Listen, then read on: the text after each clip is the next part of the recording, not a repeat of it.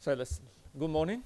Good morning to all of you, and welcome. Welcome at FEEM. For those who know us, there is no need to introduce FEEM, but for those who are newcomer in this room, in this organization, FEEM is a research institute working on climate change, sustainable development, and environmental matters from different perspectives, not just economics, but also politics and societal factors are those that we include in our analysis of these issues. We organize usually several events to disseminate conferences, workshops, lectures to disseminate what we produce in terms of research, but we also host outstanding speakers who come here and talk about what we care more about, in particular the planet, our societies, and the impacts on our societies coming from climate change. Among these lectures, this one is one of the most important and interesting ones. First of all, because of the speakers. I'm really glad and honored to have here Peter Wadhams, who is professor of ocean physics at the Cambridge University, and he's one of the probably the expert on the Arctic, and the most important speaker that could ever had on this topic. Is easier because he's a member of the Annie Award Committee, the committee that delivers every year the prize that Annie gives to the research in the field of the environment and energy.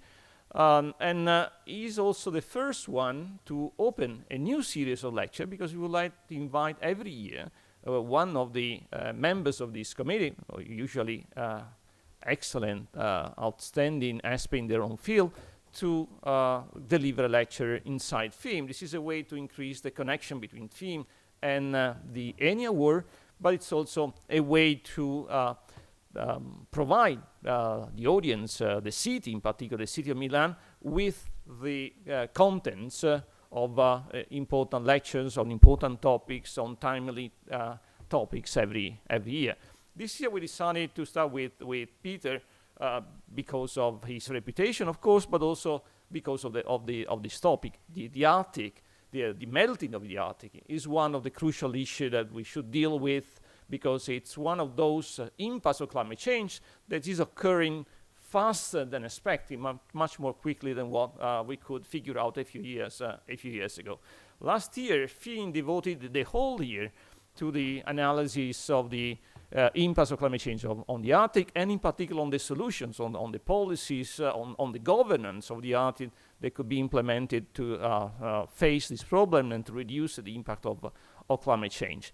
So today's lecture is sort of important conclusion of the process of dissemination of information on the problems related to the Arctic and the implications of climate change. And I'm really glad to conclude this process. The process that you can see in the website includes the lectures, includes presentations, includes informations, even information design for the wide public.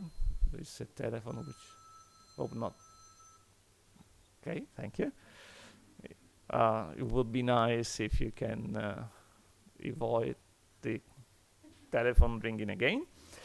As I said, it's a process that could provide, and you can find it in the website, a lot of information about climate change in the Arctic.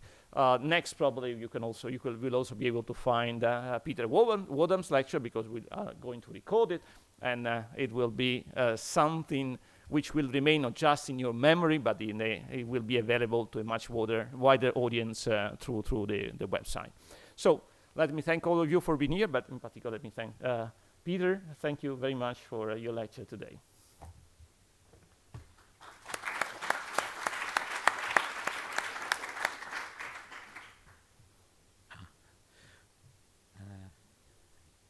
Well, thank you very much, Paolo, for that very nice introduction. Now, they've given me a very long title for my lecture, so therefore I'm going to have to give a very long lecture. And there were three main elements, as you can see on it. One is Arctic amplification, which is the fact that the Arctic is warming faster than any other part of the world. Climate change, how fast is warming happening throughout the world, and therefore how much faster is it happening in the Arctic? And then what are the impacts that Arctic change is having on the world? And I hope to show that many of the important changes that are happening globally actually come from rapid change happening in the Arctic. The Arctic is helping to drive the whole process of climate change in the world. So we start with the amplification question, and this is the fact that if we look at the Arctic, we find it's warming faster than any other part of the world. This is the famous curve which shows what global temperatures have been doing in the last 1,000 years. And we know that with every possible source of data, it's been possible to reconstruct the climate record for the last 1,000 years, and we find that the climate gradually was getting cooler. We were slowly moving towards a new ice age. It was warmer in 1,000 years ago, so the Vikings were able to settle in Greenland, and then it got colder until in the mid-19th century it was a very cold time.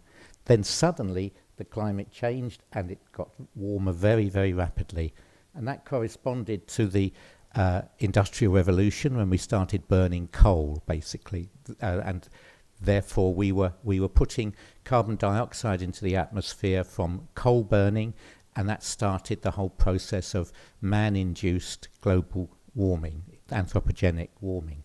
So if we look at this last 150 years and expanded, which is the top curve, we see that the climate change happened in two bursts, a rapid warming from the late 19th century up until about 1940, and then it ran back a little bit until about 1960, 1970, and then started to warm very rapidly. We think that little pause in the 1940 to 1970 was due to actually an increase in coal burning in inefficient power stations that were putting out a lot of particulate matter into the atmosphere, and that was actually reflecting solar radiation. So we were holding back global warming because of the very dirtiness of what we were doing, the burning coal and producing a lot of particulate matter. Well, if we look at the climate curve for the Arctic, this is all the stations north of 60 degrees, between 60 and 90. We find the same pattern, warming up until 1940, and then a little bit of cooling, and then warming again. So it's the same pattern as the rest of the world. But if we look at the scale, we find that the total amount of warming in the Arctic over that whole period has been something like 3 degrees. But if we look back at the world, we see the total amount of warming is only 0.8 of a degree. So the Arctic has followed the same pattern of warming as the rest of the world, but there's been much more warming, about 3 or 4 times as much. So that's Arctic amplification, the fact that the Arctic is warming with the same pattern as the rest of the world, but more rapidly. And here's when we compare all the stations, all the weather stations in the world, we find that the warming that's happened since the 19th century, or in fact since the mid-20th century, is very much greater in high northern latitudes than over the world as a whole on average. So if we look at where that heating is concentrated, we find this is the Arctic autumn temperatures, and we find that the greatest warming is happening in the western part of the Arctic Ocean and in northern Baffin Bay. These are parts of the ocean which I'll show are actually ice-free now in the summer and didn't used to be. So the fact that there's open water there instead of ice means that the weather warms up. There's warmer air over the water because there isn't any ice on it. So the greatest warming is in parts of the Arctic where there used to be sea ice, but now there isn't. Okay, we can see how that's plays out in the world as a whole, this is the various colours here show how much warming has happened over the last 150 years in different latitudes, and we can see that there's been an intense warming in high northern latitudes, that's the red and the black, and that's continued, while if we look down at lower latitudes and at the southern hemisphere, we see much less warming occurring. So this is very much a focus on high northern latitudes. Now in the planet as a whole, this is what's happened in the last few years. There's been some indication that the heating has flattened off, and this has been a kind of gift to people who don't believe in climate change. They think, well, nothing's happening because in the last 10 years that the average temperature of the Earth hasn't gone up. But the amount of heating of the Earth has increased. The Arctic has continued to heat up very fast, and there is extra heat going into the planet, but instead of warming air temperatures, at the moment it's all being absorbed in the ocean and heating up the deep ocean, especially the Pacific Ocean. So if we look at this Arctic amplification and project it into the future with climate models, the middle line here is called business as usual. That's if we don't do anything about carbon emissions, we'll get this. If we actually insist on emitting even more carbon dioxide and everybody has an SUV, then we'll get this. If we do something about emissions, we'll get this. But whatever we get, it's going to be hotter, and we can see that the heat is going to be concentrated in the Arctic. We expect by the end of the century perhaps 7 degrees of warming, 7 to 8 degrees in the Arctic, and 3 to 4 degrees in the rest of the planet, which is still a lot, but with, again, the big Arctic amplification. So that's the Arctic amplification. Now let's look at climate change in the world as a whole. The two terms climate change and global warming are used interchangeably, but in fact we should really use the word climate change when we talk about natural changes that are happening due to all kinds of natural causes, and global warming to the specific change that's happening because of the carbon dioxide and other gases that we put into the atmosphere. So climate change is this kind of thing. That's ice ages. That's because that's natural, and this is the record of temperatures over the last 400,000 years from ice cores drilled down through the Greenland and Antarctic ice caps. And we see that the Earth has passed through a cycle of extremely warm and extremely cold conditions. That's the ice ages and the interglacials, which are the periods in between. So we've had this kind of sawtooth pattern where we emerged from an ice age about 12,000 years ago, and we're up here now in the warm interglacial. But before that, we were deep in an ice age, about 4 degrees colder than we are now, and that was a gradual decrease of temperature from the previous interglacial, which we emerged from another ice age. So we have this pattern of sawtooth, which is actually due to astronomical factors. It's because the Earth's orbit has a slight wobble on it, and that alters the amount of radiation received by the northern hemisphere and the southern hemisphere. So it's a natural phenomenon, and it's which causes glaciers to advance, give us an ice age, and then retreat, and we come out of the ice age.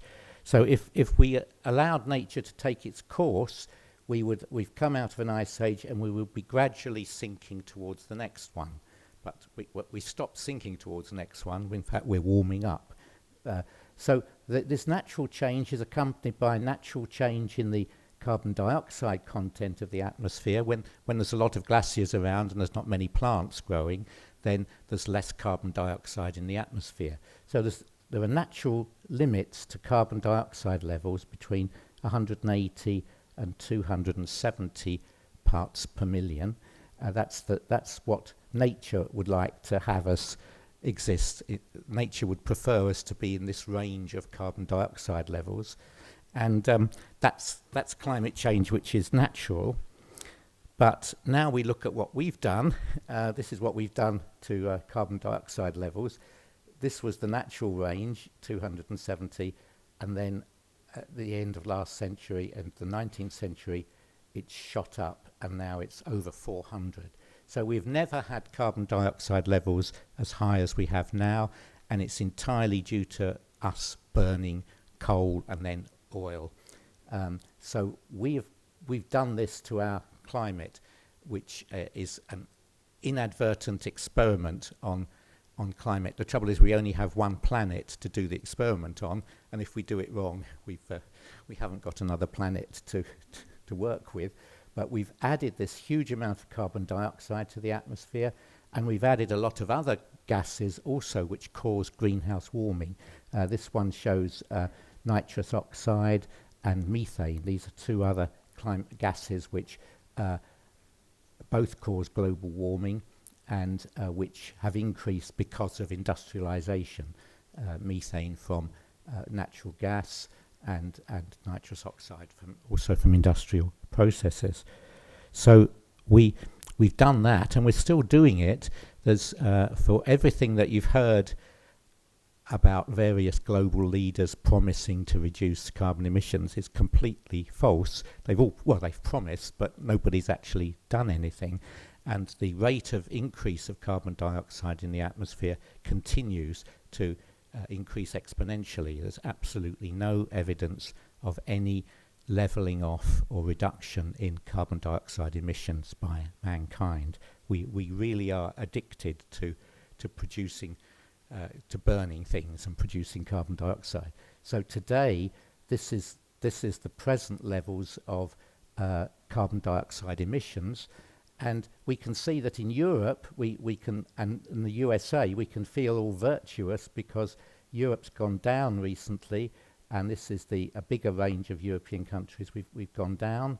The USA has gone down slightly, but you can see that that's done at the cost of China and India rising very fast. It's essentially we've given over our dirty manufacturing industries to China and India, and they do all the nasty things with factories producing things, and so they emit the carbon dioxide, and we can feel virtuous that we're not. But if you add it all together, because carbon dioxide has no nationality, it spreads throughout the world, the planet is increasing in carbon dioxide level still exponentially. And what it's doing, the way we think about what it does to the climate is called radiative forcing. That is, you imagine that the greenhouse gases, which actually are preventing the Earth from emitting long-wave radiation. So the Earth wants to emit radiation due to its own temperature, but the radiation can't get out because of the gases that are in the atmosphere that hold it back. So that restraint on emissions is as if we were adding to the solar radiation. It's as if we were warming the Earth more by adding solar radiation. So we think of it as radiative forcing.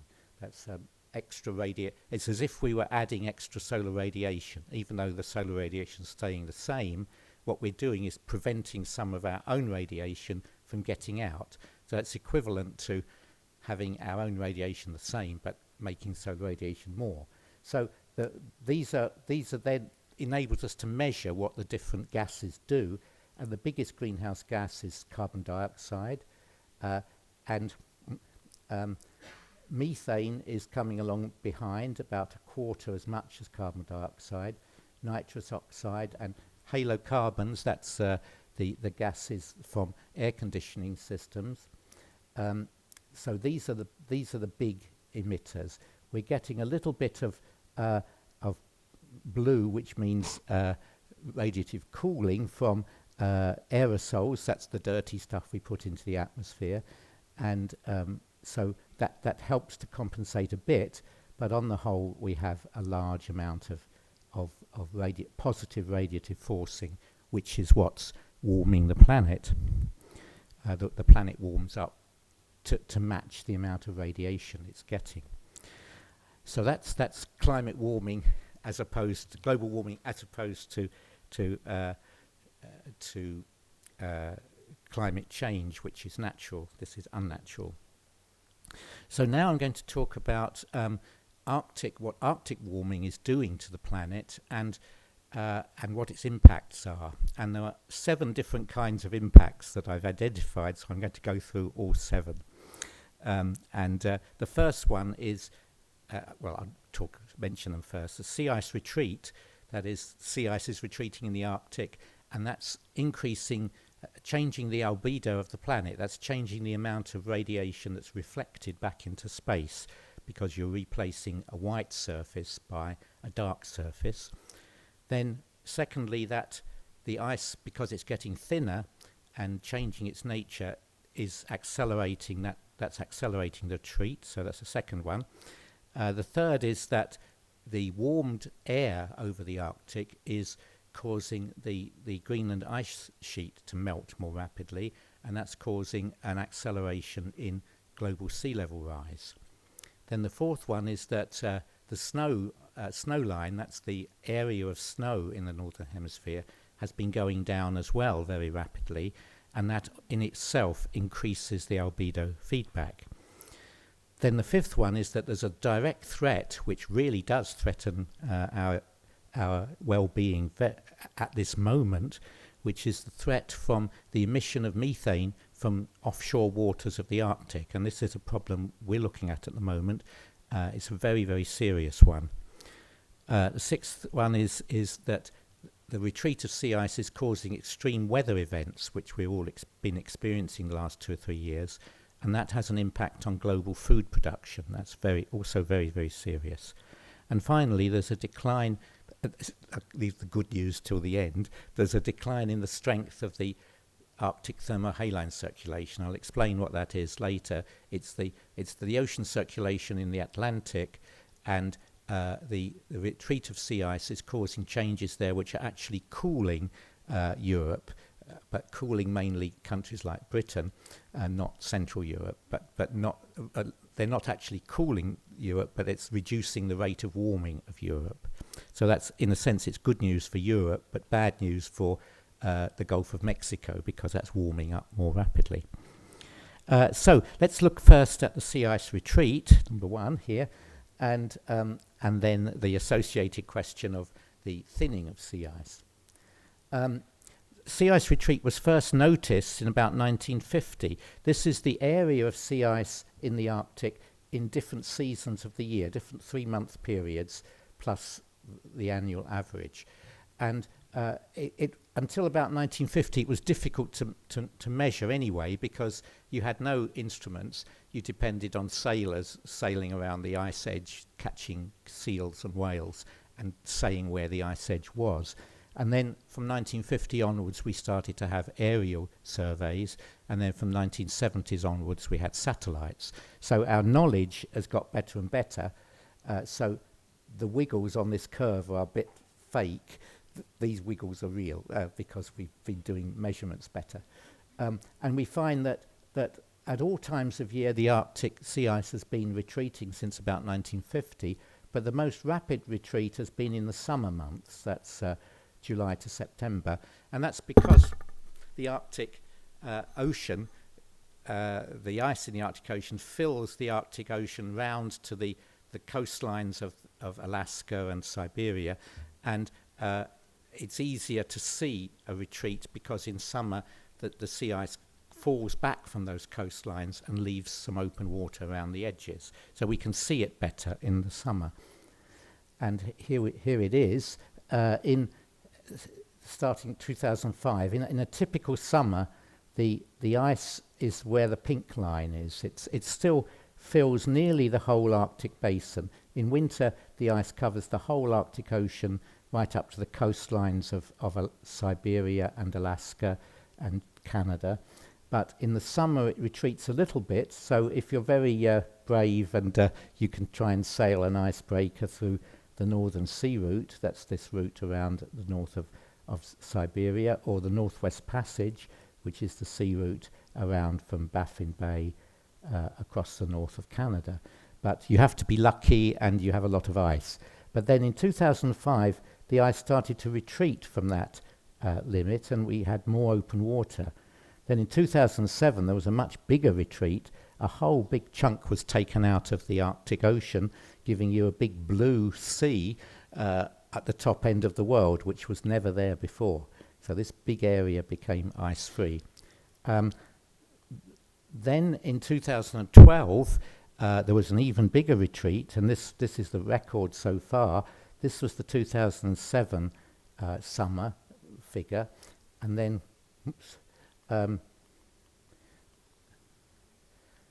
this is 2012, so it lies even further back. There's an even bigger area of open water in this part of the Arctic Ocean, which is called the Beaufort Sea, and less ice all round.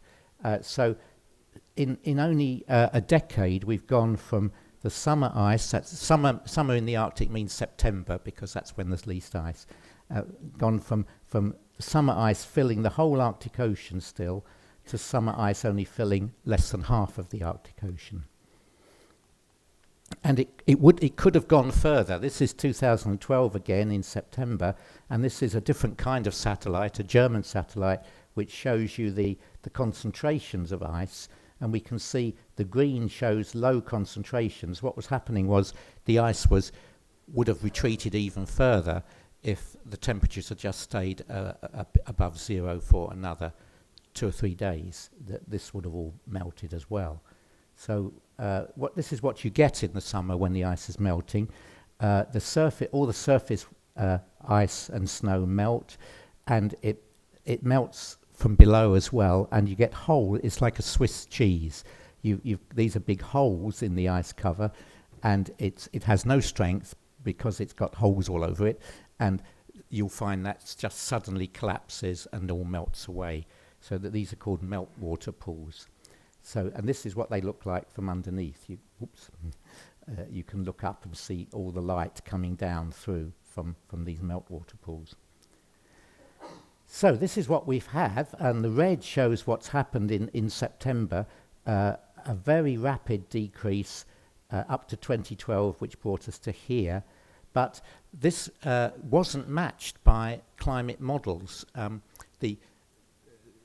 The sort of official view of what's happening to climate is given by the periodic assessments by the Intergovernmental Panel on Climate Change, and they came up with one, the most recent one was last year. But they make use of computer models of climate change, which on the whole, for the planet as a whole, work quite well, but they don't work for the Arctic. These are the models gave you this black line. This is the average of all these 12 models that they use, and this is what the computer models predict about the ice cover in summer, gradually diminishing through this coming century to 2100 here. But what's actually happened is we've already got that amount of decrease by 2012. So the reality has been the ice has been collapsing, the ice area in summer has been falling away really fast, and that's not been explained by the computer models, which predict a slow rate of decay. So we either guide ourselves from the computer models, or we have to guide ourselves from the observations, which I think is what we should do. Then what does that mean in terms of changes to global warming? Well, there was a study done last year in University of California, where they looked at the loss of ice from between summer now and summer 20 years ago, and looked at what that does to this thing called global albedo. Albedo is the fraction of solar radiation falling on the surface of the Earth that's reflected immediately out into space because the surface is bright or white. So a white surface, freshly fallen snow, has an albedo of about 90%. 90% of the solar radiation is reflected straight back into space. But open sea or land or forest has an albedo of less than 10%. So 90% of the radiation is absorbed. So if we want to keep the Earth cool, we need a lot of bright white surface. The trouble is we're losing all that bright white surface because the sea ice is disappearing. And the effect of this sea ice retreat in the Arctic alone, according to the calculations of these people at the University of California, has been to reduce the average albedo of the Earth from 52% to 48%, and it's the same as adding a quarter to the amount of heating of the planet due to greenhouse gases. So we add carbon dioxide to the atmosphere, we warm the climate, but the fact that causes the sea ice to retreat is adding about a quarter to the amount of warming, because there's less ice there and it's reducing the albedo because there's less of this bright substance reflecting radiation. So we're amplifying our global warming by reducing the area of ice. So the Arctic is an amplifier of global warming. That's what we've been doing, but it's also what even that model doesn't take account of is the fact that the ice has been getting thinner and changing its character. So first of all, there's ice that's more than a year old. It's called multi-year ice. It's very thick, rugged kind of ice, which is what makes it difficult to travel around in the Arctic in an icebreaker. And the red area here is multi-year ice, which used to dominate the Arctic. When I was young, working in the Arctic, it was really difficult to move around because heavy, thick ice, pressure ridges. But this last decade, the area of multi-year ice has gone right down. So nearly all the ice in the Arctic is now young ice called first-year ice that's less than a year old. And this is the amount of multi-year ice that remains now is just this tiny little bit, this little red area just north of Greenland. So instead of dominating the entire Arctic Ocean, multi-year ice has shrunk back to this very, very small area. That's a huge change in the character of the ice in the Arctic. You can see, for instance, in the past, with multi-year ice, you had a lot of things of pressure ridges. That's what happens when ice is pushed up into heaps by the wind, and there were multi-year ice, because it's been around a long time, had a lot of pressure ridges, and some of them very deep, more than 20 meters deep.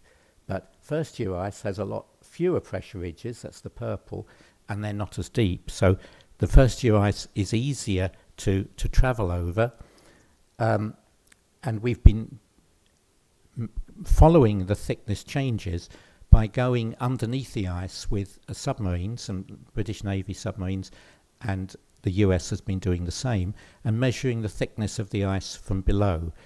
You can measure the area of the ice very easily with a satellite, because the satellite sees what's there, but the satellite can't see through the ice, so you have to go underneath and look up with an echo sounder. And this is how you do that. You put the echo sounder on the submarine, you sail underneath the ice, and you get a record of what the ice on top of you looks like.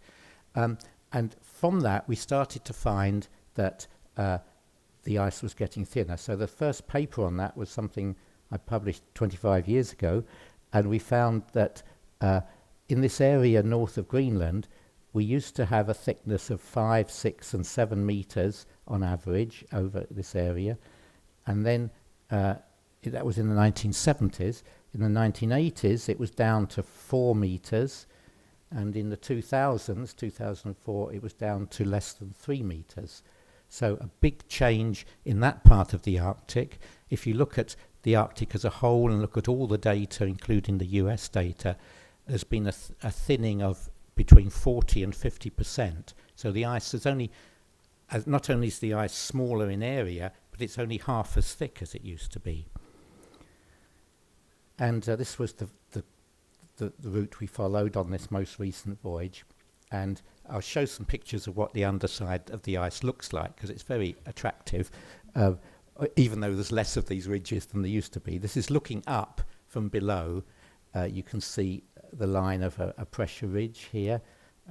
And more recently, because we haven't had submarines in the last few years because of an accident on the last one we went on, we use these unmanned vehicles called AUVs, autonomous underwater vehicles, and we put them down through holes in the ice, and there's the place we put it. And then we follow the shapes of these ridges without having to actually go under the ice ourselves. So we set up a little camp like this and produce our hole in the ice, put the thing through it, and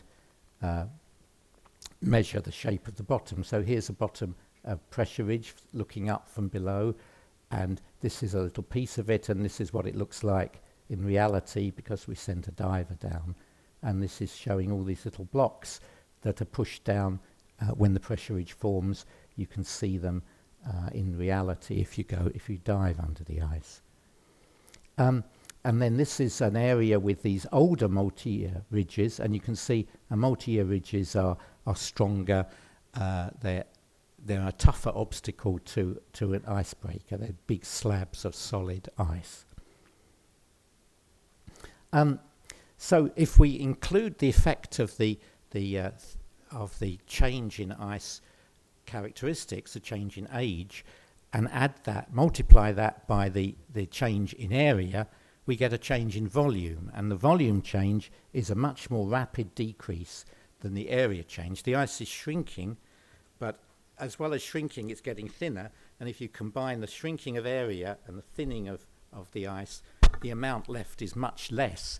So the amount that's there in the summer now is a quarter of what it was in the 1980s. So the summer ice there's only a quarter as much ice there as there used to be. That's a huge change. And if we now take that and extend it into the future, we get that the ice in summer should disappear very, very soon.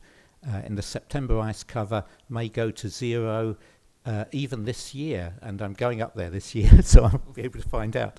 But it will maybe in only 2 or 3 years' time, there won't be any ice in the Arctic in September. There'll be ice all the rest of the year, but in September there'll be a disappearance. And this has been, the way this has been represented is this thing called the Arctic death spiral, which is that you take a graph where the distance from the center is the amount of the volume of ice at different months of the year. So September of 1979, there was this much, and if you go then forward in time to now, the volume goes right down until it's here, less than a quarter as much as there was in 1980. And every other month of the year, these are all the other months, the ice volume also goes down. But September is the month where it will disappear first, and then perhaps July and October will be the next months to go, August and October. And then the winter months, the ice will stay longer, a few more decades, but it will still eventually go. It's decreasing both in area and in thickness. So that's something we should worry about. This is the September figure. This is why I'd be predicting it will disappear soon. This is the red, the black is what's actually happened. There was a little recovery last year. We went up to there, but the trend is the red line, and that trend goes to zero in about 2017. So in maybe 2 years' time, maybe next year even, or year after, then if the ice follows that trend, it'll go down, and there won't be any in September in a small number of years. So what are the consequences of that? Firstly, it's not safe to work on the Arctic anymore. What we always used to do in the winter was to have bases on the ice where you would operate and study the ice. You needed multi-year ice for your base because it was safe, and you needed undisturbed first-year ice for airstrips to get out to your base. But we're not getting undisturbed. Firstly, there's not much multi-year ice left, so there isn't a place to put your base. And if you did put your base somewhere, your airstrip isn't safe because with the ice being so much thinner, it's breaking up even in the middle of winter. This is March of 2013, and we can see the yellow is ice and the blue is where the ice has broken up because of a storm. So we see the whole Arctic. This is the entire Arctic Ocean from Alaska on this side to Banks Island on this side, the whole of Beaufort Sea, half the Arctic Ocean, and we can see it's all completely riddled with broken up cracks that are called leads, where the ice is broken up and opened up. So you couldn't find a safe place to have an airstrip on this ice. So winter ice in the Arctic is no longer safe for doing operations. So if we do operations, do scientific operations in the Arctic, we have to have a ship. And at the moment, you may have been seeing in the news, there's a Norwegian ship frozen into the ice with scientists working from it. And this was an experiment we did a couple of years ago where we used an ice-strengthened sailing ship called the Tara, which was also frozen into the ice, so that if the ice breaks up, you can retreat to your ship, and the ship should be safe, whereas a camp wouldn't be safe and couldn't be supplied by air. So this Tara drifted across the Arctic for 18 months.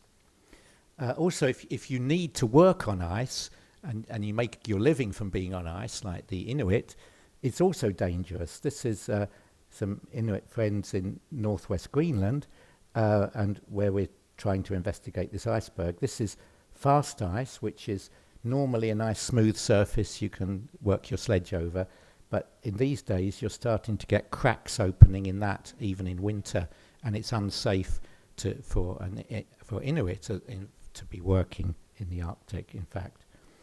But some things are easier.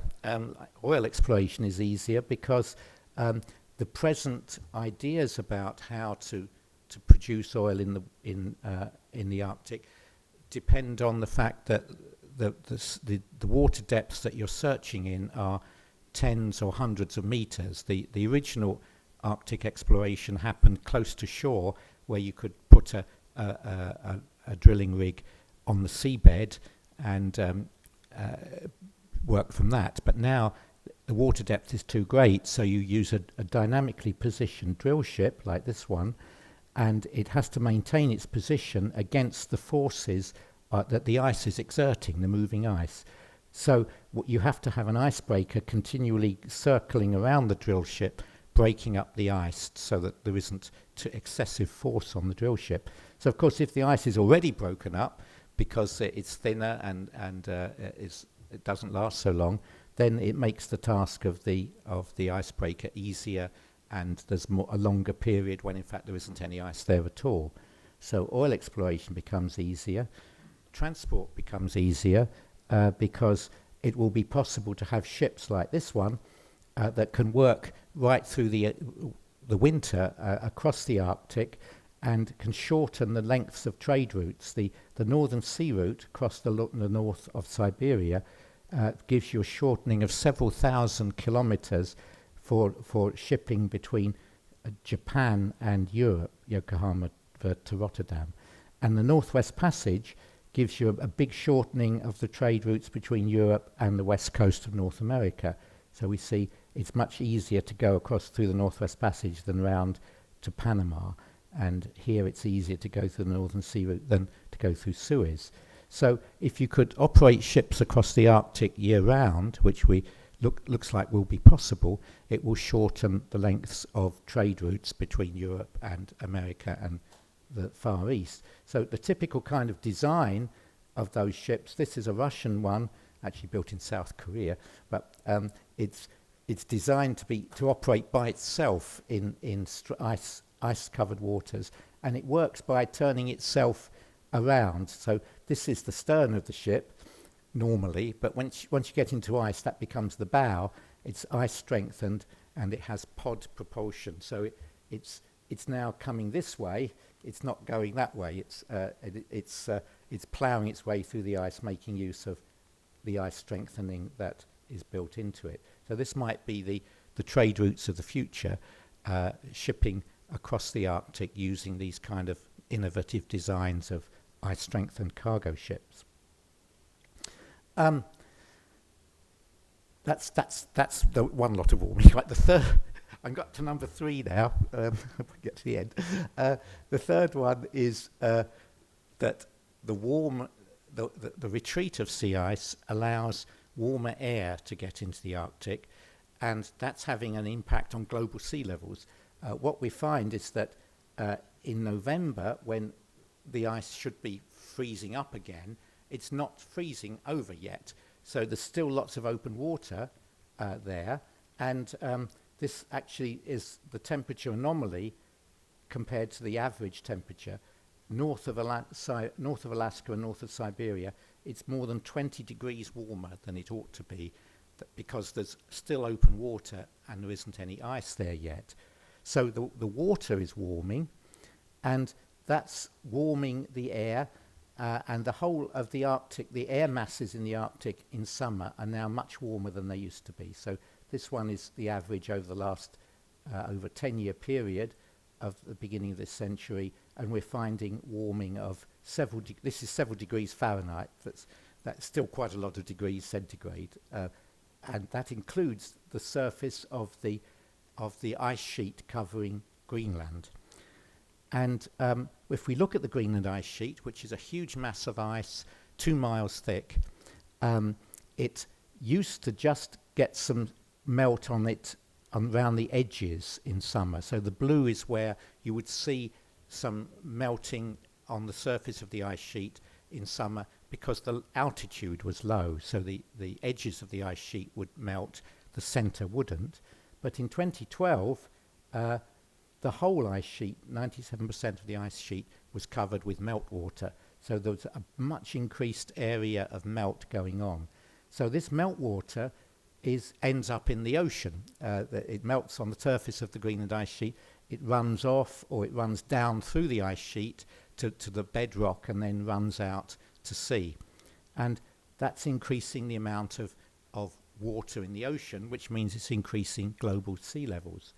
And we can see how fast the Greenland ice sheet has been melting from this curve. This is a satellite called GRACE, which is a gravity satellite. It's a wonderful idea. It actually has 2 satellites very close together, and as the gravity changes underneath it, the distance between the satellites changes very slightly, and you can measure how much mass there is underneath you. And so if you've got a lot of loss of ice from the Greenland ice sheet, it can measure it. And this shows how this has measured an accelerating decrease in mass from the Greenland ice sheet. And this mass is causing an increase in global sea level. Up until 2007, this IPCC, this Intergovernmental Panel on Climate Change, was making very modest predictions about how global sea level would rise the rest of this century. And this is how it's been rising for the last 100 years. And IPCC said, well, it'll just go on like this. But as soon as they started to see the Greenland ice sheet melting, and it's also happening a little bit in the Antarctic, that's also melting. This is the new estimate of how much sea level rise there'll be by the end of this century, and it's already up above 1 meter. And if we think about what 1 meter of sea level rise is going to do, that's a pretty massive effect all over the world. Locally, for instance, that would be enough to overwhelm the Venice gates, the flood defences in Venice. All the holiday resorts along the Adriatic would be affected. In Western Europe, Holland and Eastern England would be affected. In Europe, it's bad, but it's much worse in poorer countries like Bangladesh, where you would have very severe increase in the numbers of flood disasters. And in America, you'd have to abandon certain cities like Miami, and New Orleans would just have to be abandoned. So this estimate of 1 meter of sea level rise this century is a very, very serious business.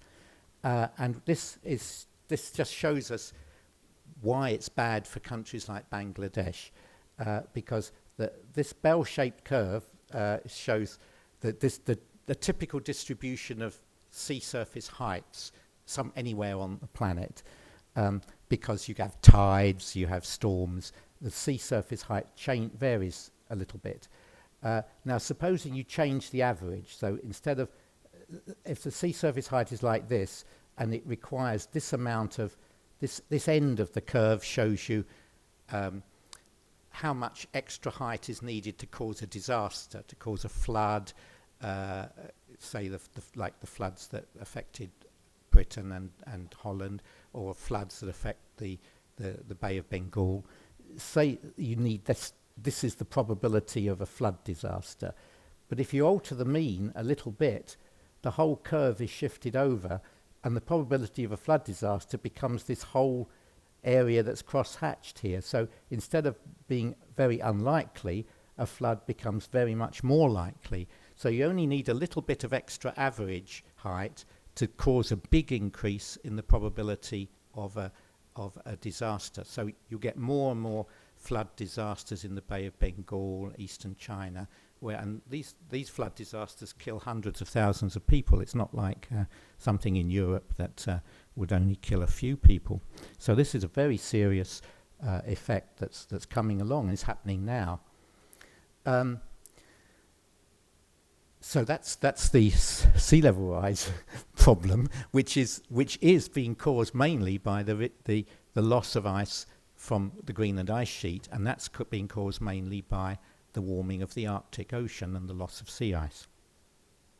So the next effect in the story of doom is the loss of snow, and so the Snowline retreat is enhancing the albedo feedback. This area in the northern hemisphere is a departure from the norm. You used to, of course, have a lot of snow everywhere, including Europe, in winter, but certainly the whole of the north of Canada and the north of Siberia will be snow covered right through the winter into the summer. But now if you look in June, you find all these these orange areas are snow free in June. And the decrease in area of snow in June, which is when there's most solar radiation, is now reached 6 million square kilometers compared to the average back in the 1970s. Now 6 million square kilometers is about the area of ice that there is in the Arctic Ocean. So the retreat of the snow in early summer is as great as the retreat of the sea ice.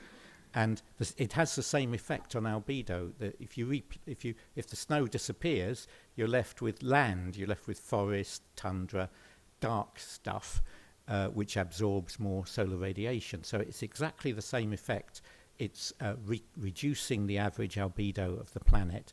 And so when I showed you this curve, this result that was published last year, they were actually too complacent because they only considered the retreat of sea ice, and that added a quarter to greenhouse gas warming. But the retreat of snow is just as great, and that would add the same amount. So really, the Arctic is adding about a half to the direct effect of adding carbon dioxide to the atmosphere. So we add carbon dioxide to the atmosphere. We think we're doing something to the planet. We are, but whatever we're doing directly from the carbon dioxide content of the atmosphere, we're increasing that by 50% by the fact that warming is causing the sea ice to retreat, and it's causing the snow line to retreat. So that's an amplification of warming due to this effect of albedo. So now I deal with another a really serious threat, which we're studying at the moment with a European research program, and it's the fact that we might have a great outburst of methane coming from the seabed. And I'll show you why that happens, and it is happening, but that when the sea ice retreats in the Arctic, it leaves an area. It's retreating in the summer just to the center of the Arctic. Now the center of the Arctic is very deep water. It's a proper ocean, 4,000 or 5,000 meters deep, but it's retreating away from the shoreline, and the coastal regions of the Arctic are actually very shallow water. This water is less than 100 meters deep. So in the Barents Sea, the Kara Sea, the Laptev Sea, the East Siberian Sea, all the seas north of Siberia, the water is very, very shallow. 50 to 100 meters water depth. And until recently, that was still covered with ice in the summer. But as soon as it retreats, you have this area which is now ice-free in summer and very shallow, so it can absorb solar radiation and the whole water mass can warm up. And we've seen that happen. This is 2007, for instance, on the left here, and this is Alaska, Siberia. This is the ice used to stay to fill the whole of this area in summer. It retreated to the blue line, and the water warmed up to 5 degrees, more than 5 degrees centigrade. Now that doesn't seem very warm, but it is, because it used to be down at freezing point, even in the summer. You warm it up to 5 degrees, and that warm water actually reaches down to the seabed and starts melting the frozen sediments on the seabed, which is offshore, called offshore permafrost.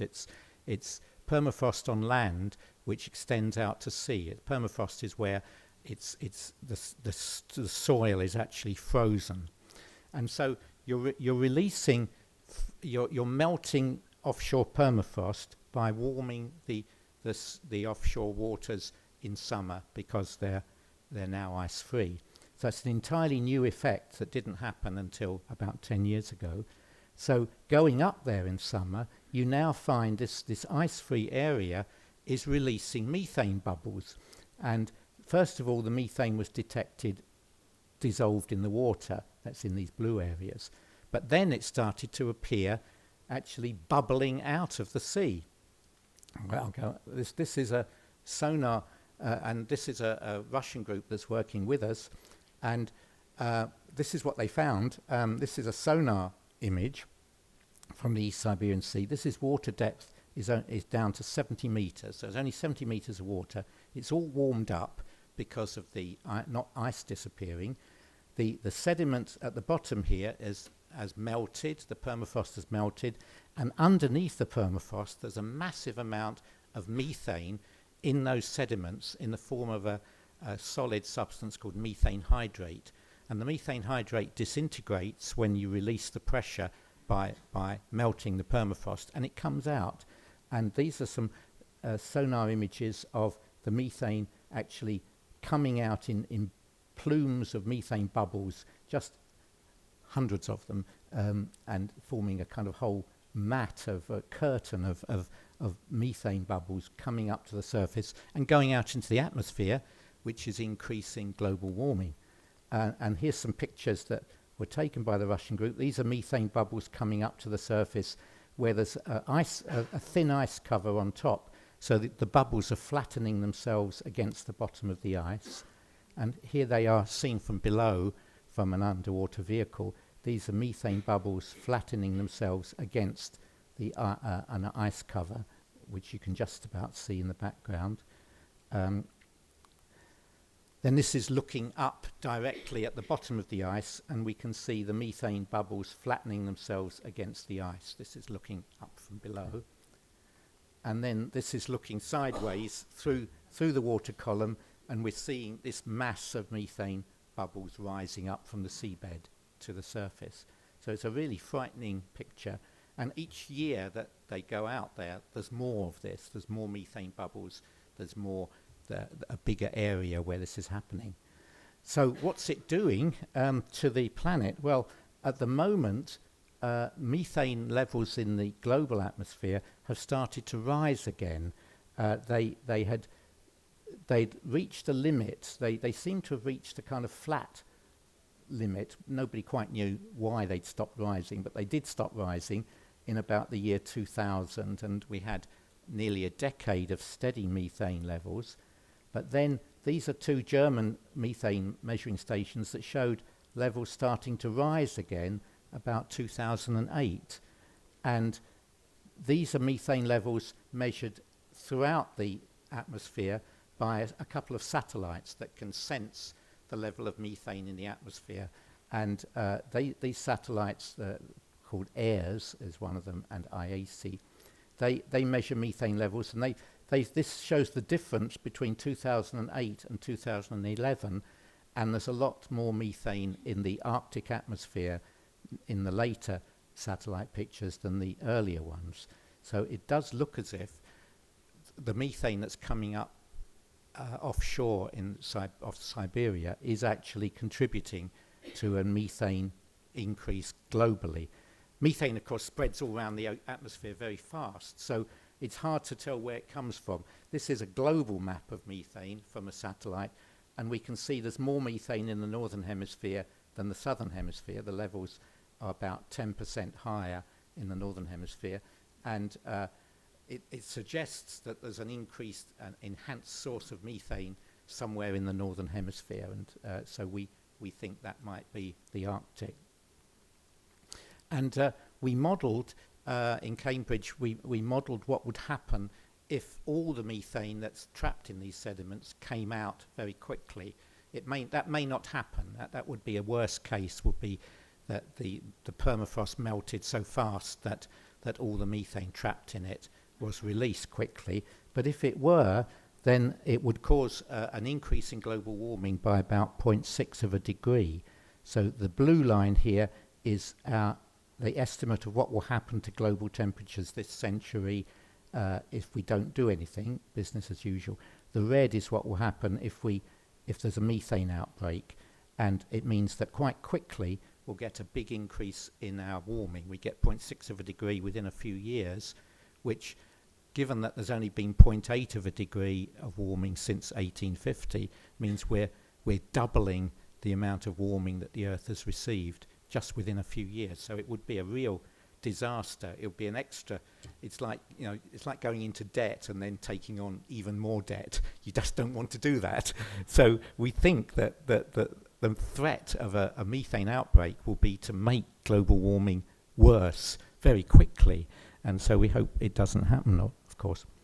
And then we estimated what the costs of this would be. We're working with an economist who works with the model was used in the Stern Review of climate change, and he estimated it's going to cost the world $60 trillion over 100 years. But you can't believe anything that economists say, but it will cost a lot anyway.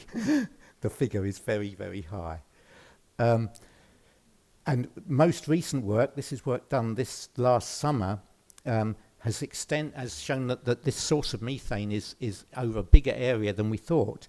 The Norwegians have gone into the western part of the Arctic, the Kara Sea, and found methane plumes there.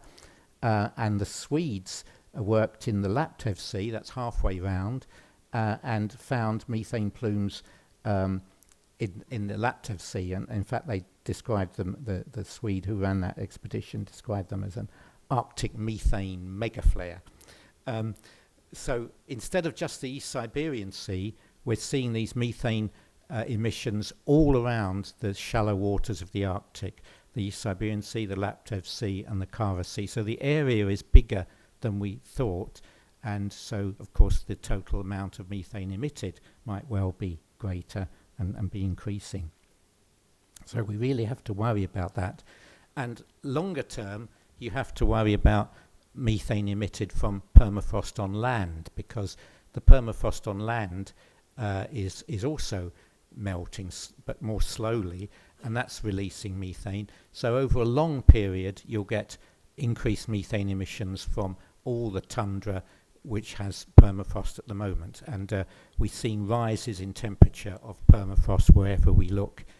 This is a town you probably won't want to visit. It's called Dead Horse, Alaska.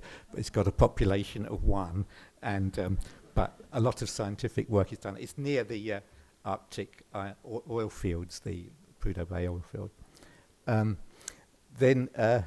So methane is a real threat, and it's an immediate threat. We have to keep going up there every year to see how much the methane plumes are increasing, see whether this increase is disastrous or not disastrous. Finally, in the tale of woe, there's the problem of food. But actually very important, that what seems to be happening is there's a link between the retreat of sea ice and the loss of and extreme weather events. And the newspapers have been full of this sort of thing, that we've been getting weird winter weather in Europe and North America, and it's associated with the retreat of sea ice. The reason is that you're warming the Arctic, and that's changing the position of the jet stream. The jet stream is the boundary between Arctic air masses and lower latitude air masses, and it has big loops in it. If the jet stream is moving more slowly because if the Arctic's warming up, which it is, and the tropics are not warming up so fast, then the temperature difference between the Arctic and the tropics is decreasing. So the Earth is losing part of this temperature gradient between the Arctic and the tropics, and that's causing winds to slow down. So as the jet stream slows down, it adopts bigger loops because it's not moving so fast, and the bigger loops mean that Arctic air can come down into North America, can come down into Europe, while tropical air can move up into places that it never used to be, the Midwest of America and other parts of the world. So the bigger loops on the jet stream mean that some parts of the world get more extreme cold weather in winter, and other parts get more extreme warm weather. So the parts that get more extreme cold weather, the people there say, well, global warming isn't happening because we're getting colder weather. But in fact, as a whole, the planet's getting warmer weather, but it's just distributed in a new way. And the trouble is, those big loops that are changing the masses of air that different countries are getting, unfortunately, they interact with all the best crop-producing areas of the world. So these are the areas of croplands which have the highest productivity, and we can see it's a mid-latitude range through North America, Europe, into Russia.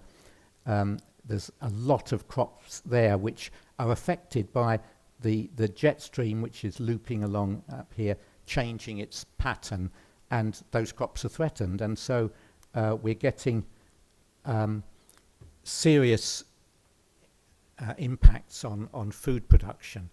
Not only do we get serious impacts from the ice retreat causing these jet stream to change, but in the long run we'll get a reduction in production from crops just because of warming. And one of the reasons why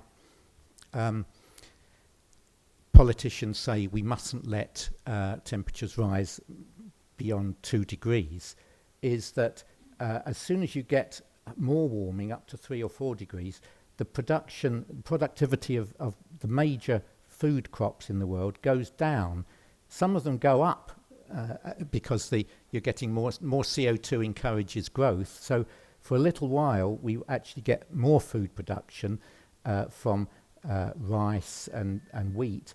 But once it gets warmer than that, it goes down rapidly. And 4 degrees is what, at the moment, is predicted for the end of the century. So by the end of the century, we'll have several tens of % less production of the main food crops. And that's at a time when the global population is increasing very fast. So the collision between global population increase and global food production decrease, once you get beyond 2 degrees, is a very serious one. I mean, it's one where a lot of people will starve, billions of people will starve. So it's very, very serious that we should not allow global temperatures to rise beyond 2 degrees. It's not just an arbitrary figure pulled out of thin air. It really does have, it is the figure that determines crop production, whether crop production goes up or goes down. So already we're getting global drought occurring more frequently than in the past, and the price of food is already going up. This is something we see, this is the global food price index, and it's been rising all this century, and lots of factors affected, of course, wars, drought, lots of factors that are outside of nature, especially wars, but it went very high in about 2008, and that prompted all the food riots that were happening in the Middle East and many other countries. Then it went down again, and then it's come up again in 2011, produced more food riots. So the Arab Spring really was driven by hunger, basically a lot of the rioting that led to the Arab Spring was unemployed people not able to eat. And so food production has an impact on global unrest and warfare. And the Food and Agricultural Organization reckons that 210 is the danger figure for poor people being able to afford enough food. So here we are. It went beyond that during this food riot period. It went beyond it again. And it's now gone slightly down, but it's still above 210. And the trend is definitely up. So what we're getting is going to be a situation where we in the West can afford to buy food. It will cost us more. More of our budget will go on food. But people in the third world won't be able to buy food, and they'll starve to death. So it's a very, very serious question. So I've the final. I'm trying to end on a happy note that we're getting. We're not. Our warming is being reduced by an effect which is also due to sea ice retreating. That there's a very slow circulation in the world ocean called the thermohaline circulation. It's not related to winds, it's related to temperatures and evaporation. And it's got a section in the northern Atlantic which is allowing bringing heat in the Gulf Stream up from the tropical Atlantic to Europe, making us warmer than we would otherwise be. So we're about 5 to 10 degrees warmer than we ought to be. And part of what drove that circulation was that water coming up to the high latitudes sank down to the seabed in a place in the middle of the Greenland Sea called the Odden ice tongue. And that was due to the ice cover in the Greenland Sea, the Arctic ice cover coming down the east coast of Greenland, turning round and forming an area because of currents, forming an area of cold water where ice was forming. And as the ice formed, salt that was in the ocean didn't get incorporated into the ice, but just went back into the ocean, increased the salinity of the ocean. The ocean water got more dense, and it sank. And it sank in a really interesting way, which we were studying until we ran out of research funds, called chimneys, which were the surface water was sinking down through 2,500 meters of the ocean, down towards the seabed in the form of a kind of cylinder, rotating cylinder of sinking water. And you were getting those in this area called the Odden in the middle of the Greenland Sea, and we were studying that and finding this was what was driving this thermohaline circulation. But then suddenly the Odden stopped being there because of global warming. The Odden ice tongue doesn't form anymore, and so the chimneys are not forming. And the result, according to modelers, is going to be this. By the end of the century, the warming of most of continental Europe, including Italy, will be about 4 degrees, and that's going to be disastrous for crops and for a lot of things with life. They're going to be much harder. It's going to be a bit like North Africa. So most of continental Europe is going to warm by about 4 degrees by the end of the century. But this effect on the thermohaline circulation of the chimneys not forming anymore will keep the Atlantic cooler, and that will limit the warming for countries like Britain, Iceland, Western France, Holland, Norway, and they will only get about 2 to 3 degrees. So it's still quite serious, but it's a moderation of the amount of warming due, and again, counterintuitively, due to the retreat of sea ice actually causing the ocean to cool in this area of Europe. But of course, the price is that the tropical ocean will warm more rapidly, so you have a lot more and worse hurricanes in the south. So there we are. It's mainly a very bad story, and what's happening is that global warming driven by CO2 is doing all these things to the planet. The Arctic is making things worse because the Arctic amplification of warming means that Arctic sea ice is retreating faster, and then all that open water that used to be ice covered is having all these impacts on global sea level rise, on global albedo, and on methane emissions. So it's the villain is us by putting carbon dioxide in the atmosphere, but the impact is done via the Arctic. The Arctic's getting the most warming, and then it's doing all these other things to the planet. So what do we do? And of course, well, we should be stopping emitting carbon dioxide, but there's no sign that people are going to do that. And so things that might, these are things that might put a kind of sticking plaster on global warming for a while. And it's techniques called geoengineering, which have been proposed, but we don't know if they'll work. And they consist of either going up into the upper atmosphere and deliberately putting powder into the atmosphere, the stratosphere, to reflect solar radiation. So you have to keep flying up there with high-flying aircraft, releasing this powdered material into the upper atmosphere. Or there's another method that's been proposed called cloud brightening, where you take the grey, miserable clouds that are typical of Britain, for instance, and you spray very fine water vapour into them through vertical columns, and that whitens them and increases their albedo. And it's been calculated that this would be enough, if you did enough of it, to offset global warming. So there are technical methods that would slow down global warming, but in the long run we have to stop emitting carbon dioxide, which means changing the way we live. And the question is, can we do that fast enough? Can we get geoengineering methods that will work quickly enough to offset global warming before we get to some catastrophic level? So that's the challenge that we face, which is partly coming from the Arctic, and so that's why the Arctic is important.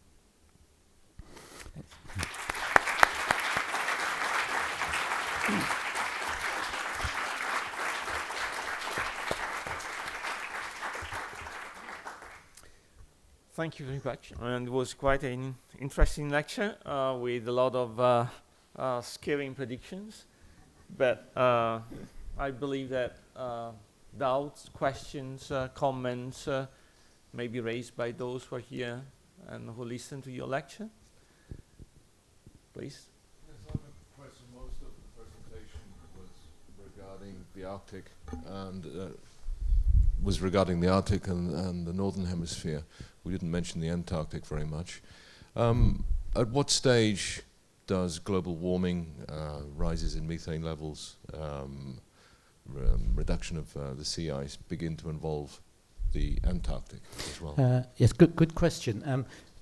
Firstly, the Antarctic sea ice is actually slowly advancing at the moment, and that's equally incomprehensible. It doesn't fit the models at all, because the Antarctic is warming, but the ice at the moment is expanding, but very slowly, and that seems to be because the winds in the Antarctic are increasing, and the winds have a component of force on the Antarctic ice cover, because the Antarctic ice is not hemmed in by the land masses. It stretches right out into the Southern Ocean, and it's driving the Antarctic ice further north. So it's a wind effect at the moment, but that'll only last for a certain length of time, and then the ice will start to retreat. The big fear is that the Antarctic ice sheet might start to melt in the same way as the Greenland ice sheet. So the Greenland ice sheet at the moment is what's driving a big increase in sea level rise.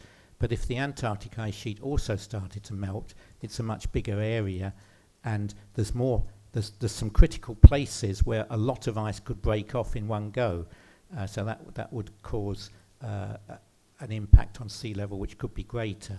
So there's a threat there from the Antarctic, but at the moment it hasn't shown itself. There hasn't been any big losses from Antarctic ice sheet. Other questions?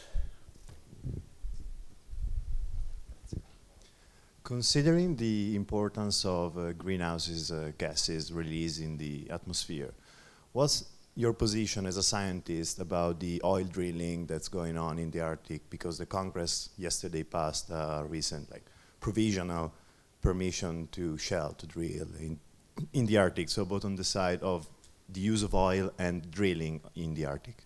Thank you. Well, there's a number of factors. I mean, firstly is the potential for an accident. And I was on a panel last year of the National Academy of Sciences in the US that was looking at oil spills or oil blowouts and its impact on sea ice. So if you have an oil blowout under sea ice and the oil is carried around the Arctic by the ice, that would increase the ultimate impact and spread it over a much bigger area. So it would cost a huge amount to clean up. It would certainly cost more than the Deepwater Horizon did. So that's the fear is that for the oil industry is they will be stuck with an enormous bill if they caused a blowout, and that in itself has caused a lot of reluctance by the oil industry to go to the Arctic because of that threat. Shell is the only one that's really shown itself to be very enthusiastic, and partly because they've already spent a lot of money on the Arctic.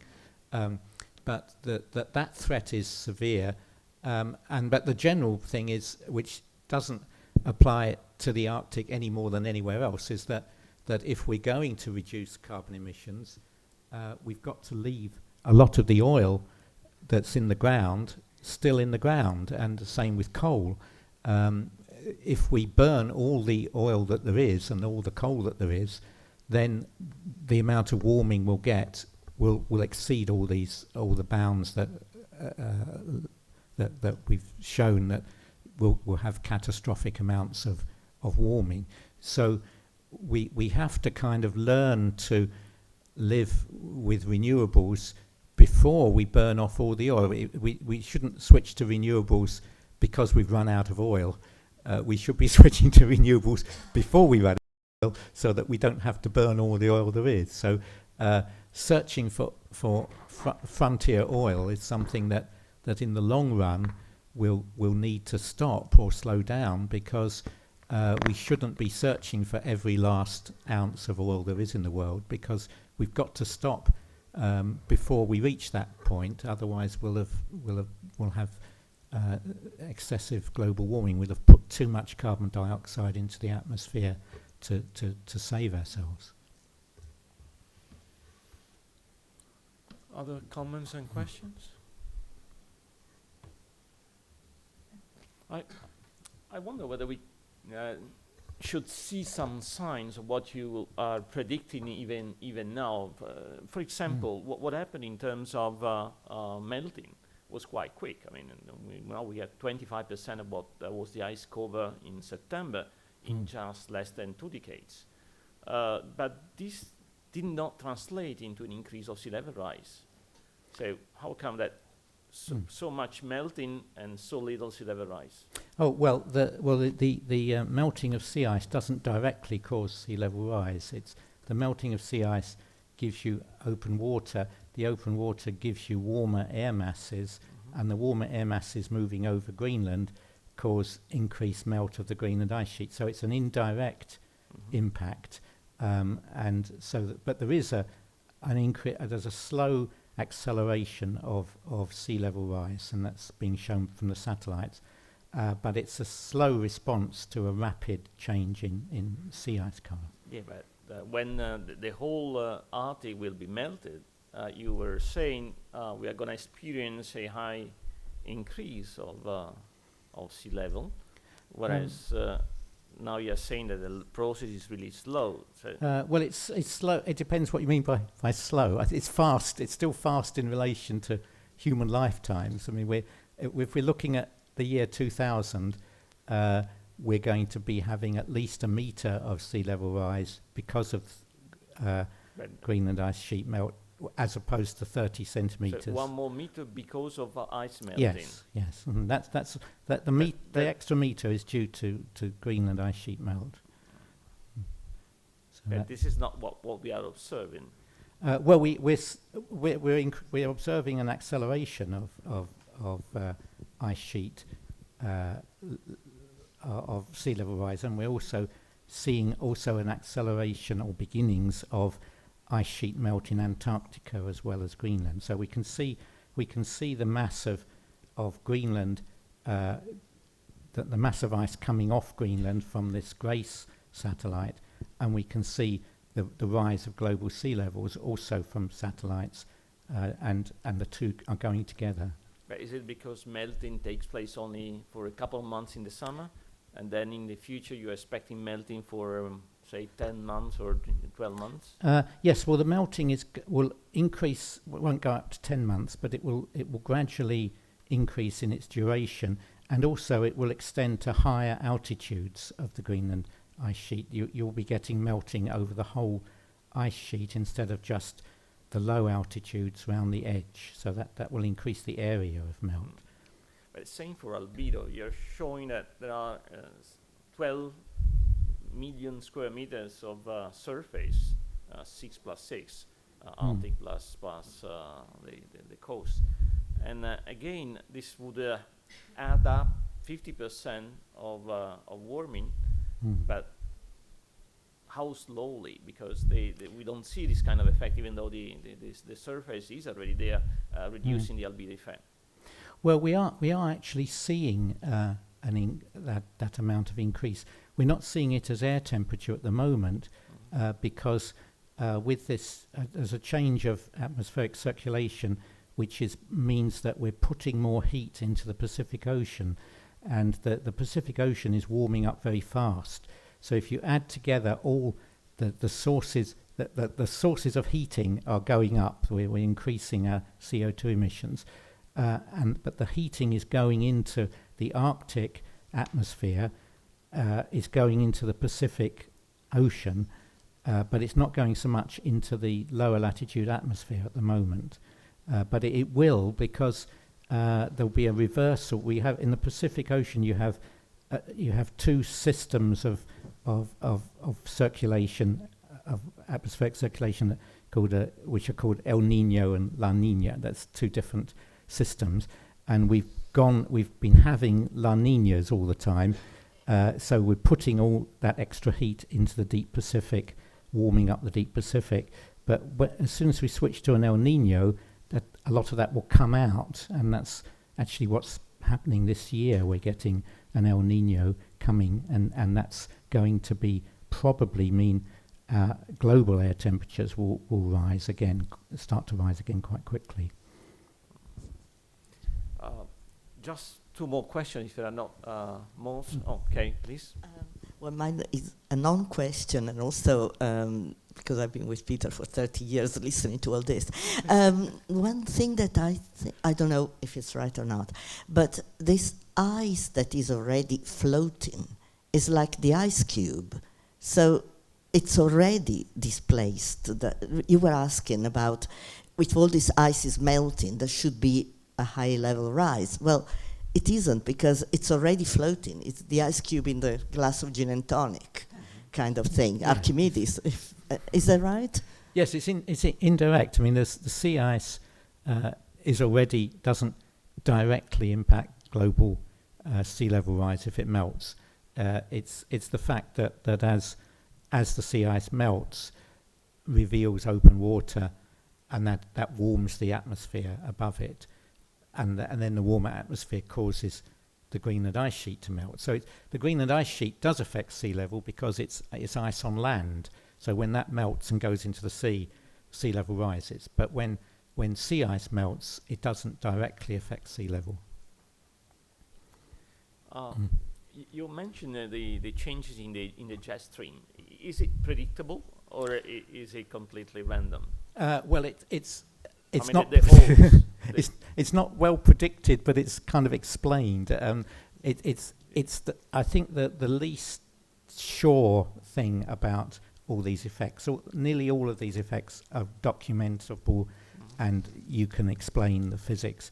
But the person who's worked most on this link between sea ice retreat and climate extremes is Jennifer Francis, who's an American scientist, and she's shown the parallels between the change in the shape of the Gulf Stream, the change in the length, the depth of these lobes, and the change in the warming of the Arctic. So it's a statistical correlation. She hasn't established exactly how it happens, and that's still research to be done. So it's still to be determined. Yes, not sure. Because what you show is, for example, there is the loop on the east side of North America, and indeed this year they have a very cold winter. But is it something exceptional or something which is going to last in the future or repeat themselves in the future?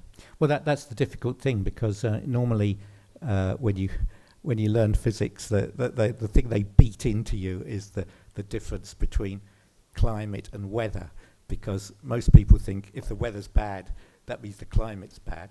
But weather is what happens over brief periods, and climate is the average over decades or years anyway.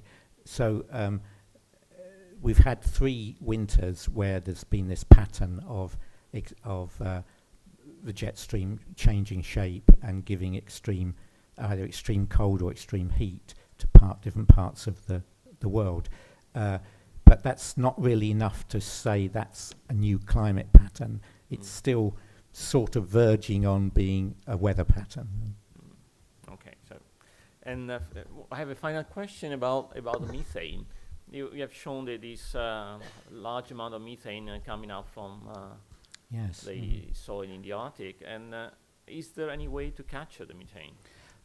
Well, actually, there's could be a good business. There's been a method. In fact, the best method that's been suggested was actually suggested by Eni, and it's advertising Eni here.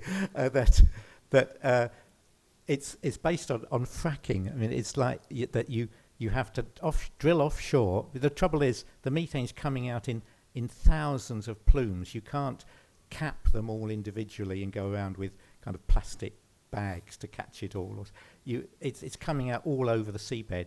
So direct methods of capping it off don't work. But what you can do is drill underneath sideways and do exactly what you do with fracking and create cavities, and then the methane would flow into the cavities and can be pumped out. So you'd have to have a network of offshore shallow wells using this fracking technique to just relieve the methane within an area that well can cover.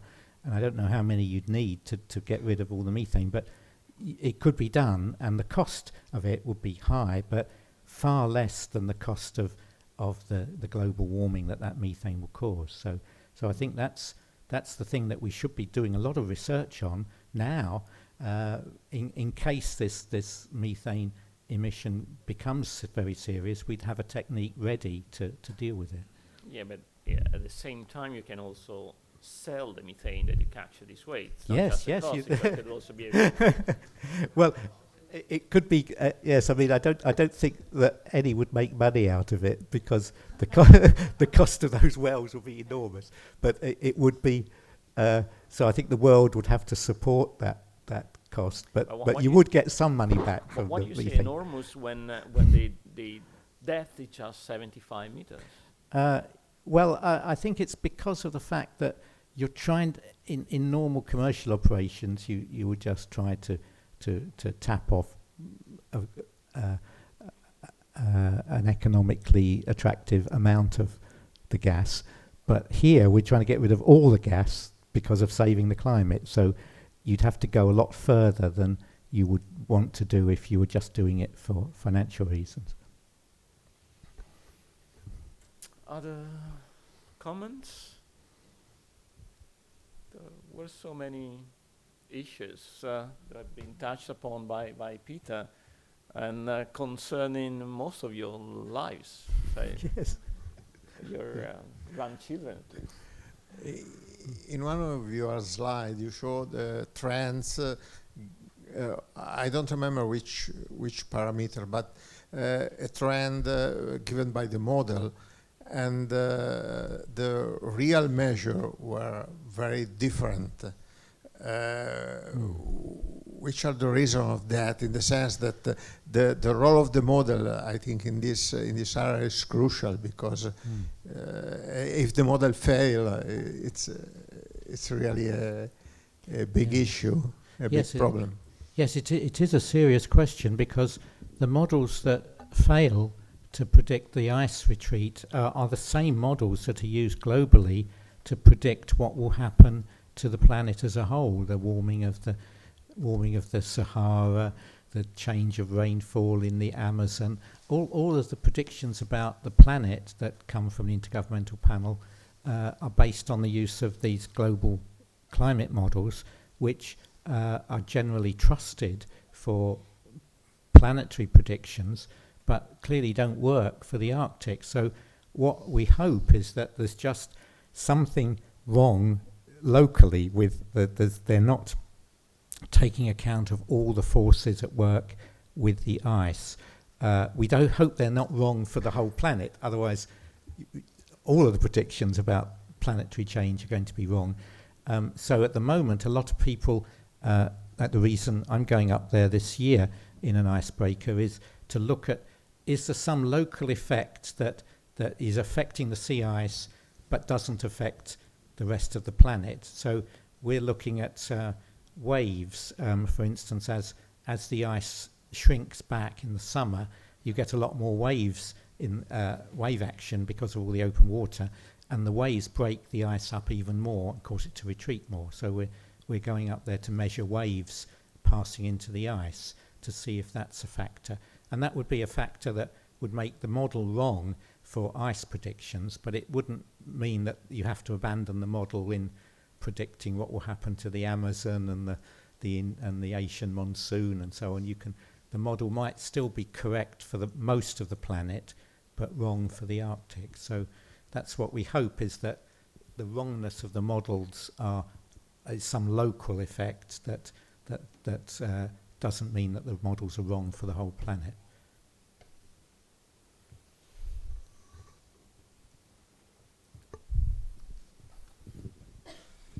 Hi, great lecture. You briefly touched upon the fact that climate change in the Arctic, induced human climate change in the Arctic, will also bring about an opening of commercial routes, yes, and is in a sense some economic operation.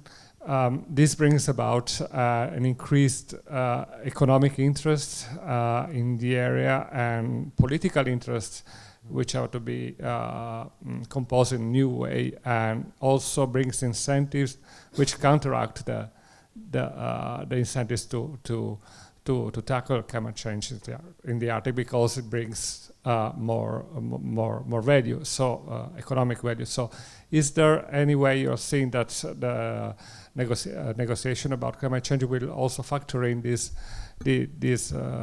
new international issues in a way that can compose these different interests? Thank you. Well, that's why we did this economic analysis using this Stern review model. What it showed was that the gains that you can get from Arctic easier transport through the Arctic, easier oil exploration in the Arctic, are measured in billions of euros, billions of dollars a year. But the disbenefit, the cost of the increased warming from methane emissions, cost is trillions. So you're gaining economically from the disappearance of the ice in two ways, with oil and shipping, but you're losing a lot more from the cost of the increased warming from methane. So that's the point that comes out of that economic study, and so we shouldn't feel happy that the ice is disappearing because we can set up new shipping routes and more easily search for oil. If at the same time we're allowing a massive amount of methane to get into the atmosphere and increasing the warming rate. even though there is an issue with the discount rate, because Mm. we Yes. are talking about very short-term high benefits and very long-term even higher costs. But as soon as you discount these costs just a little bit, the benefits are larger than the costs. Yes, that's in that Stern review model that the discount rate is a key parameter. Pre-sold model? Are you talking about pre-sold? Well, the model that we used was the economic model was based on the Page model, which was used in the Stern review. Yeah, pre-sold. Yeah. Okay. And is there an issue of governance or property rights for the Arctic? Well, there's battle going on at the moment. Yes, the Arctic Ocean, everything out to 200 miles from the coast, it belongs to the coastal state. But if the continental shelf extends beyond that, the coastal state can try and prove that it's theirs. And the trouble is, there's a ridge that runs across the middle of the Arctic Ocean called the Lomonosov Ridge, which actually goes close to the North Pole. And one end of it is buried in Russia, and the other end is buried in the boundary between Canada and Greenland. And so Canada, Denmark, and Russia all claim the entire length of the Lomonosov Ridge, and the Russians even put a submersible down there with a guy spraying metal flags onto the seabed to prove that it belonged to Russia. And so there's a battle about ownership of the Central Arctic.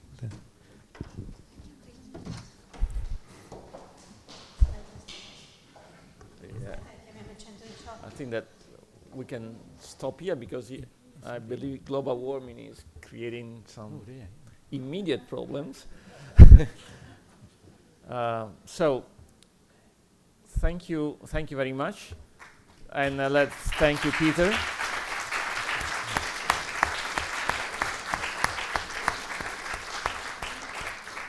Again, consistently with global warming, we're offering a refreshment right now.